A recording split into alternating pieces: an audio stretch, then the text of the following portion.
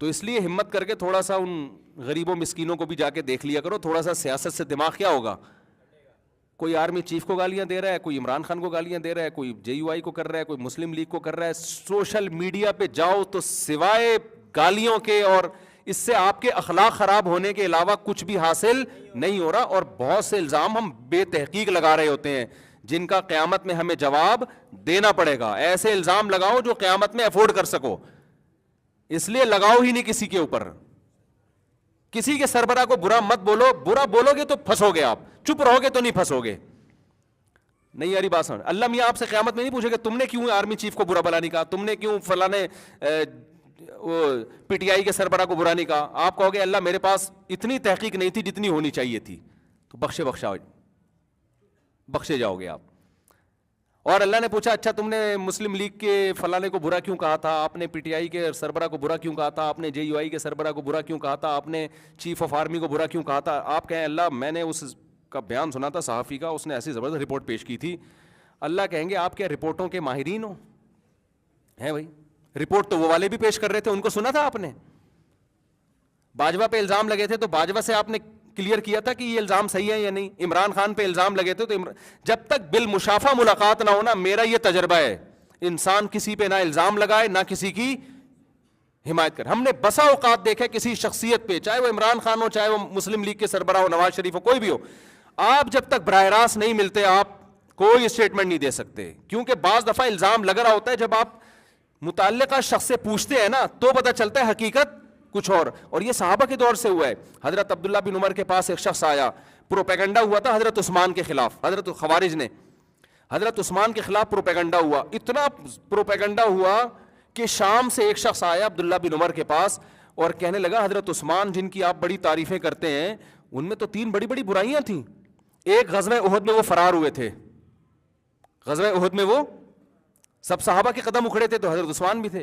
Number 2 بیعت رضوان میں وہ کیوں شریک نہیں تھے؟ 1400 صحابہ نے بیعت کی نبی کے ہاتھ پہ اور عثمان نے بیعت, یہ پروپیگنڈا ہے یا نہیں ہے؟ اور عثمان نے بیعت کیوں نہیں کی؟ اور ایک تیسرا بھی تھا اعتراض, کسی کے ذہن میں میرے دماغ سے نکل گیا, ایک اور اعتراض بھی تھا ابھی میرے ذہن سے نکل گیا ہے. نہیں وہ نہیں, ایک اور اعتراض بھی تھا. خیر کہ ایک تو بیعت رضوان میں شریک نہیں ہوئے, اور دوسرا یہ کہ غزوہ احد میں فرار ہو, وہ فرار کیوں اختیار کیا انہوں نے. تیسرا بھی اعتراض تھا بڑا مشہور ہے, مجھے میرے ذہن سے نکل گیا. تو خیر عبداللہ بن عمر نے فرمایا کہ غزوہ احد میں اگر وہ فرار ہوئے تھے تو قرآن میں اللہ نے ان کی معافی کا اعلان کر دیا ہے. جو بھی صحابہ غزوہ احد میں فرار ہوئے تھے اللہ نے سب کی معافی قرآن میں نازل کر دی ہے. جب اللہ نے توبہ قبول کر لی ہے تو تمہیں کیا ضرورت ہے بھائی اعتراض کرنے کی. اور دوسری بات یہ کہ بیعت رضوان میں جو حضرت عثمان شریک نہیں ہوئے اس کی وجہ یہ تھی کہ نبی صلی اللہ علیہ وسلم نے مشرکین سے مذاکرات کے لیے اس شخصیت کو بھیجا جو آپ کی نظر میں سب سے محبوب. تو حضرت عثمان چونکہ بہت زیادہ محبوب تھے اس لیے ان کو سفیر بنا کے بھیجا ہے. اور پھر کہ حضرت عثمان کو بیعت رضوان میں نبی نے جو پروٹوکول دیا کسی صحابی کو نہیں دیا کہ جب بیعت کا وقت آیا تو آپ نے اپنا دایاں ہاتھ اوپر رکھ کے فرمایا کہ یہ عثمان کا ہاتھ ہے اور یہ میرا ہاتھ ہے. کسی صحابی کو یہ سعادت نہیں ملی ہے. تو دیکھو جو چیز تہمت لگانے کا ذریعہ تھی جب تفتیش کی ہے تو وہی چیز فضیلت کا ذریعہ بن گئی کہ نہیں بن گئی. تو عین ممکن ہے آپ چاہے پی ٹی آئی کے سربراہ ہو, چاہے مسلم لیگ کے ہو, چاہے جے یو آئی کے ہو, چاہے چیف آف آرمی ہو, کوئی بھی ہو, جو الزامات جس پہ لگ رہے ہیں ہو سکتا ہے وہی الزام اس کی خوبی ہو, لیکن جب تک آپ بالمشافہ نہیں ملتے اس وقت تک آپ کوئی رائے قائم نہیں کر سکتے. اس لیے سوشل میڈیا پہ ان اینکروں کو چھوڑ دیں ایک دوسرے پہ تہمتیں لگانے کے لیے. خدا کے لیے آپ اپنی زبانوں کو ان غیبتوں اور بہتانوں سے آلودہ مت کریں. جو نفرت کا ماحول پھیل رہا ہے نا ہمارے کنٹری میں, سیاست کو اعتدال میں رہنے دیں. کوئی اس کو ووٹ دے دے ٹھیک ہے بھائی, اس کو دے دے ٹھیک ہے. نہ کوئی امام مہدی ہے اس کنٹری میں اور نہ کوئی دجال ہے. نہیں یہ بات سمجھ میں, دجال جب آئے گا نہ کوئی اتنا برا ہے کہ آپ اس کو دجال والے احکامات اس پہ جاری کر دیں, اور نہ آپ کا لیڈر امام مہدی جیسا ہے کہ کوئی اس پہ انگلی اٹھائے تو ایک دم آپ کے منہ سے غصے میں جھاگ نکلنا شروع ہو جاتا ہے. آپ کبھی بول دو عمران خان کے خلاف کوئی لفظ بول دو تو پی ٹی آئی والوں کو جھاگ دیکھو منہ سے کیسا نکلتا ہے ان کے, جیسے آپ امام مہدی کے ہاتھ میں بیعت کر لی آپ نے. اور اگر مسلم لیگ کے خلاف بول دو تو مسلم لیگیوں کا آپ حالت دیکھو یار کیا ہو جاتی ہے.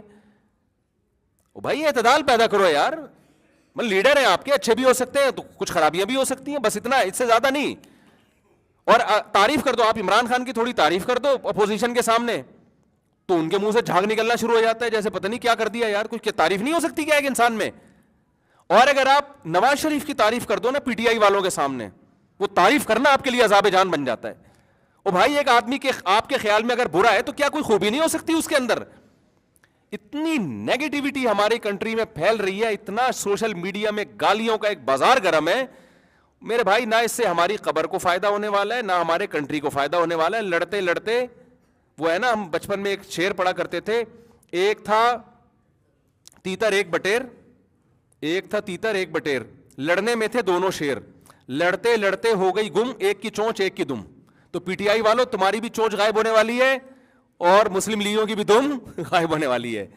اور جتنی سیاسی جماعتیں اس طرح لڑ رہی ہیں, پھر فوج کے خلاف ایک مہا, سب لڑ لڑ کے ویسے ہی ملک کا مزید ستیہ ناس.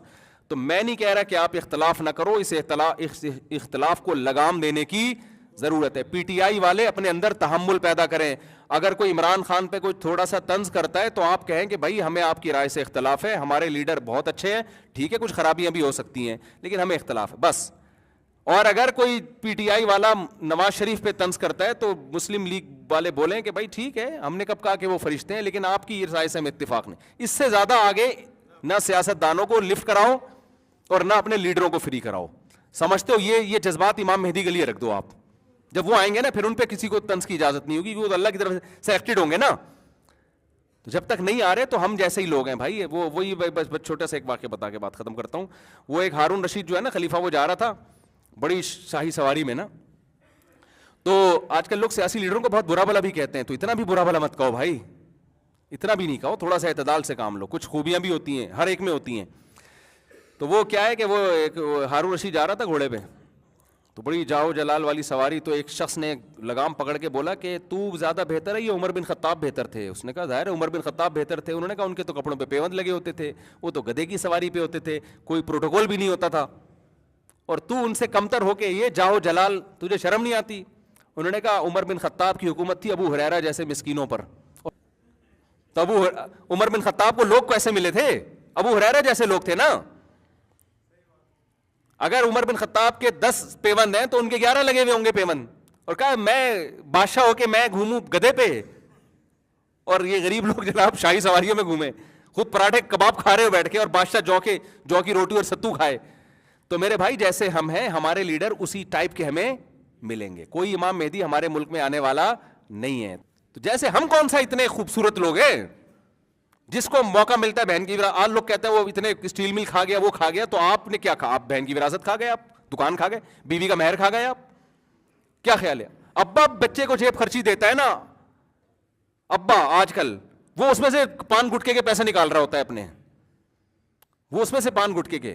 ہاں کچھ ہمارے لیڈر ایسے ہیں جو بہت ہی اعلیٰ مقام پر ہیں, تو تھوڑے ہیں جن کو ہم برا بلا کہہ رہے ہیں نا, ان میں کچھ خوبیاں بھی ہوتی ہیں, کچھ خامیاں بھی ہوتی ہیں.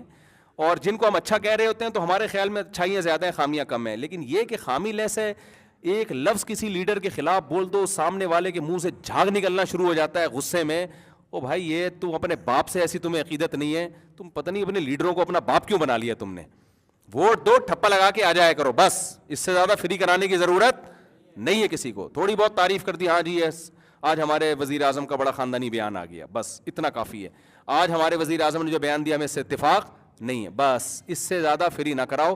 باقی میں دیکھو ملا ہوں بہت سے لوگوں سے, میرا بھی کوئی تجربہ ہے نا, جن کو ہم برا کہہ رہے ہوتے ہیں خدا کی قسم وہ اتنے برے نہیں ہوتے جتنا ہم انہیں سمجھ رہے ہوتے ہیں, اور جن کو ہم اچھا کہہ رہے ہوتے ہیں خدا کی قسم وہ اتنے اچھے نہیں ہوتے جتنا ہم انہیں سمجھ رہے ہوتے ہیں. بس یہ ذہن میں رکھو, اتنے نہیں ہوتے, کچھ گڑبڑ ان میں بھی ہوتی ہیں. تو معتدل رہو, یہ تمیز سے اپنے باپ سے عقیدت کرو, ٹھیک ہے نا. جو محبت اپنے لیڈر کو دے رہے ہو کس کو دو؟ اپنے باپ کو دو. باپ جیسا بھی ہو, چرسی بھی ہو نا, تو شریعت کہتی ہے تمہارا باپ ہے, تم نے اس کو محبت دینی ہے. جو محبت باپ کو دینی ہے وہ اپنے باپ بیٹے میں لڑائیاں ہوئی ہیں, ایک جے یو آئی کا, اس کا مسلم لیگ کا تھا, ایک پی ٹی آئی کا. باپ بیٹے میں لڑائیاں, ابھی کل کیس آیا میرے, گولیاں چلی ہیں. تو چھوڑو یار, کیا کر رہے ہو تم, پتہ نہیں کس چکر میں پڑ گئے تم. تو بس اچھے ہیں, تھوڑے سے برے بھی ہیں, جو برے ہیں تھوڑے سے اچھے بھی ہیں, بس اتنا ہے, اس سے زیادہ نہیں. اللہ سمجھنے کی عمل کی توفیق دے, ہم تو یہی کہہ سکتے ہیں.